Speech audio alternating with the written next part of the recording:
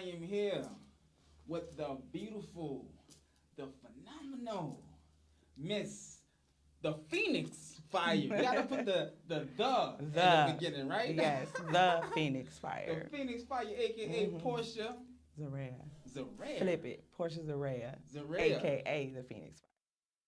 I said it backwards, but yeah, you only really know me as Phoenix anyway. So how are you doing, man? I'm good. I'm good. Thank you for inviting me. Oh man, I'm glad you was able to come. You know yes, what I'm saying? of course. I was waiting on my invite. You know I I was.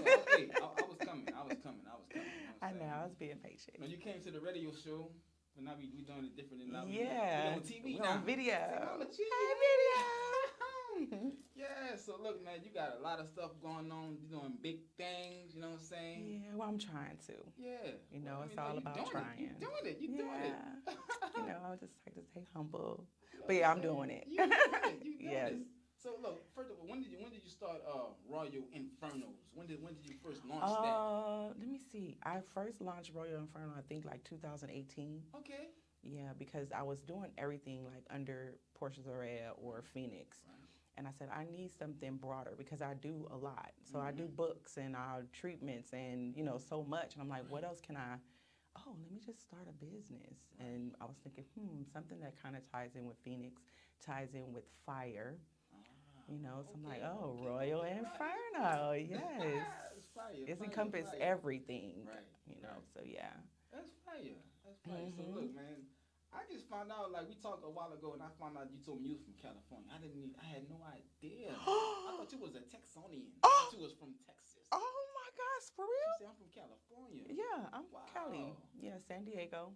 Okay. California. I've been here, though, since, like, 2009, but I was like going back and forth because I get homesick and then I'm like, I can't do Texas. I'm gonna go home. And then I'm like, I can't do these prices. So I come back. You still got people back home? Of course, yeah. I just came back like 2 months ago. Okay. I was in LA with my sister. She's still out there. I still have a lot of family out there. Okay. So yeah, we were out there hanging out. How do you like Texas compared to California? Cali got a lot going on too. So why would you compare Texas to LA? Is it slower? Yes. I hear it's slower? That would be like my first thing. It's a lot slower. I think that California gets a lot of stuff first. The people are faster. It's a fast pace. It's like keep up. And then in Houston, it's like more kind of a slower pace. I had to learn how to do that. I'm gonna tell you one thing that used to get to me when I first came out here is people stare out here.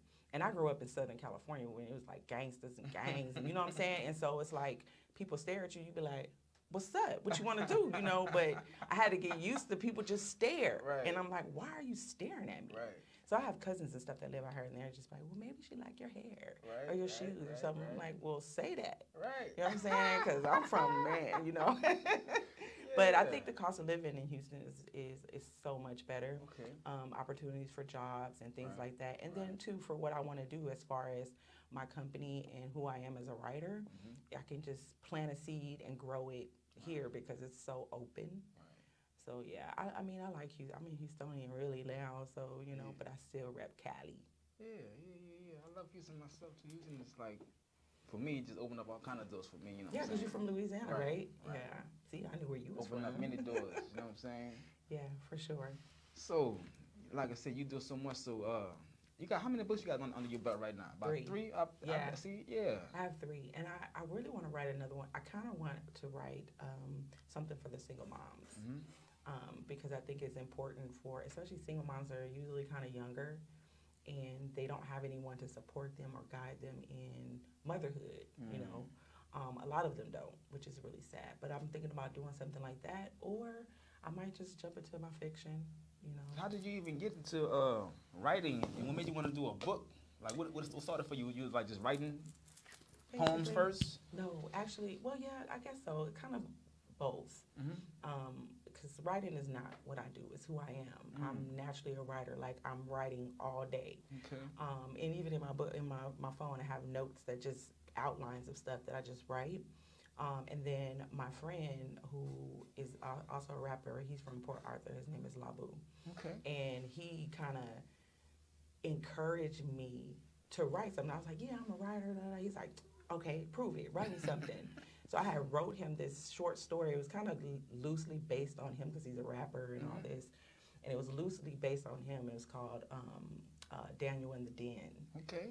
And it was a short story, and I read it to him. He was like, "Girl, you have talent." And I was like, "Nuh-uh." He's like, "For real, you should read it to other people." So I had like a group of my friends come over to the house, and they sat down and said, "I want to read you guys this. It's just a little short story. I want you to read it, and you guys tell me what it is." And I read it, and they were like, "You wrote that for real?" I'm like, "Yeah." So that just kind of prompted me, and I'm like, You know what? I'm going to write another one, and another one. And then I just took those short stories that I made and created my first book, which is Know That I Am Zaraya, Dream, Imagine, And you made that Conquer. out here? You made the first book in Texas? Well, I kind of wrote it when I was in California, but I didn't publish it until I came here. So I published it myself. I published all my books myself. So, hey, if you know somebody that wants a book, if you know somebody who wants to write a book, tell them look me up because I publish, Royal Inferno is a purpose-driven company that promotes all creative expressions, which includes books, poetry, comedy, anything, production, film, movies. So if it's art, I'm in it, you know. And I grew up with a family of musicians. I can't sing, but I'm the writer. Yes. Yeah. So poetry. When did you first step on the stage to start doing poetry? Poetry was 2016 that I started actually spitting poetry. Okay. To me, I feel like as a poet, you're not really a poet until you're like on stage, you're in front of people, you're given in front of people. That makes you a poet. Because anyone can write poems, right? I mean, you have to write poems in school, but that doesn't necessarily make you a poet. And so I just kind of got pulled into it. Someone told me I was selfish because I wouldn't share it. But I learned a lot going through that process of poetry and being a poet and things like that. So, yeah, I met you like in 2017 once I moved out here. Do a show with Reverse It, and so were you acting before? When did you start doing acting? So that came after the poetry? Not necessarily. With acting, it became professional after the poetry, of course, because the poetry kind of, to me, I feel like poetry opened the door for me. Right. It got me exposure to people and to be able to really bring out my other talents, per se. Right. But I've acted since I was a little girl. I used to be like an original Reverse It kid. I'm telling you, that's why I asked you that. Because like I said, your poetry, when you're doing your poetry, and I noticed this from the first time I saw you spit, you become you become something. I become the poet. You become and it's like you putting on a whole little thing. You know what I'm talking about? And that's like my natural. That's like, look, to me, it's like poetry is an expression of self.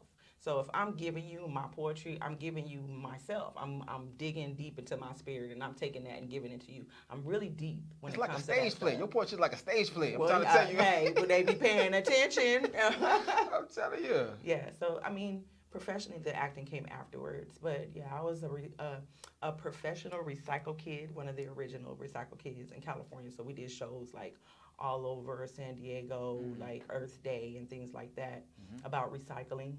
So, and then my godmom, she would take us to different churches and stuff, and we would do like poetry, or we would do like little stances for Bible scenes in front of the churches, and she would take us to different churches to do it. So I kind of got some exposure from there. Right. And what's crazy is I didn't even realize that I had that exposure until I started doing the poetry, and I was like, oh my gosh, I've been groomed for this.